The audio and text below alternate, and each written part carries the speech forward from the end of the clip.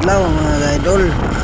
Tanawan ninyo mga ka-idol kung sa kalindot o kung sa kataas ang overpass diri sa Tagum City mga ka-idol.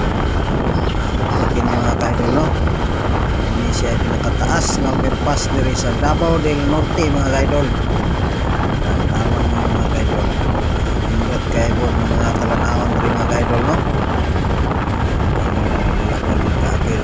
Idol, testingin nyo kaki diri mga ka-idol o suruya ninyo ang tibok Tagum mga ka-idol para makita ninyo ang kanindot sa Tagum City mga ka-idol.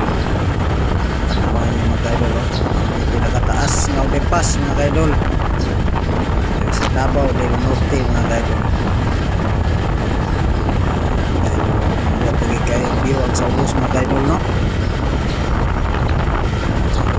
Ang sumpay sa ato ang video mga ka-idol nga padulong tag panabo mga ka-idol. Pwede mga ka-idol ug ato po may straight taas po kaya ang video mga ka-idol, no? Mga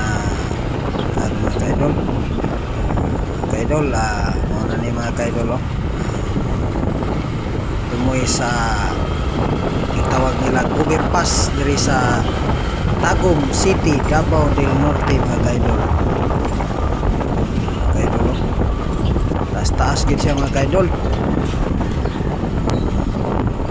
Ini pinakataas daw nga gitawag nila overpass mga ka-idol. Mga ka-idol, no? Salamat kayo mga ka-idol sa pagtanaw sa kong video mga ka-idol. God bless kaninyong tanan. Thank you for watching mga ka-idol. Follow and share.